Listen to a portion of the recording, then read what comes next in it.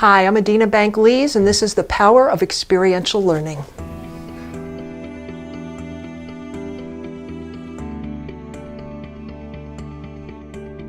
Okay. So for the purposes of this exercise, I'd like you to stay with some of that fear and check in with a willingness that we have some trust in our relationship. I'm somebody that you have some trust with. So as your therapist then, I'm probably going to be suggesting that there's more support out there than just me. And you may not be ready to go for it yet because we're still developing a relationship, right? Which is fine. But at some point I'm going to be saying, I really encourage you to go out there in either a support group, say something to friends. So I just ask you to take a moment and notice that. Notice body sensations, emotions, thoughts, what comes up. Yeah. Going outside of the therapy office where you're starting to feel safe to find other support. So again, there's like some fear feelings. I'm aware though I do feel more grounded with you being the one suggesting this. And then up here there's some fear, some concern, but some willingness, some trust. Okay. And back in there is still the fear and maybe even a little bit of anger, about, well, where was this support all along for me? Where has that been? Okay, okay.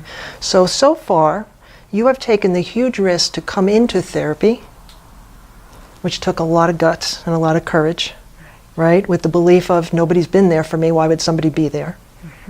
You've had a little bit of experience that somebody is there for you. We've developed a little bit of a therapeutic alliance.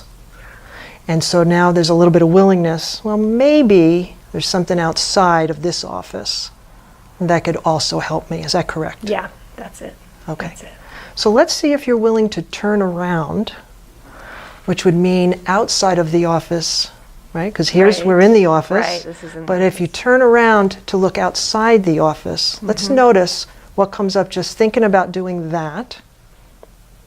A little bit of fear and tension. Definitely a desire to lean in and maybe like run around and be hiding behind you while we go out into the world. Like it's a little bit of a kid feeling. Yes. Yeah. Yeah. Definitely Makes a little total bit of a sense. kid feeling. And also though I can feel sort of the sense of like, okay, I'm gonna do this. I'm gonna try. And if it doesn't work, I'm coming right back. Okay. That makes total sense. And I think that's very real. Yeah, okay. So let's practice. Let's slowly turn and pay attention and be in our bodies as we're doing that. Okay. And we're going to slowly turn this way. I'm going to step here and you can step a little bit behind me. Okay. And we just turned around. We did that pretty quick. And we're looking at support. Here it is. Take a notice of your body. Oh, they're smiling at you. And I see you smiling. What are you noticing in your body now? I feel a little bit more grounded. I can feel my legs. Okay. There was a little sense of warmth that I felt like, oh, maybe I could move towards that. So a little more ease in my body, and as I breathe, could breathe a little bit more. Good. Breathing a little more, feeling more in my body, noticing my legs before I was out of my body. Okay. Well, for me, the best part was the physical aspect of it, the actual connecting to feelings and emotions in the body. I felt my own sense of tension, even though I know Adena, I feel safe with her. There's still that sense of tension. How is this going to turn out?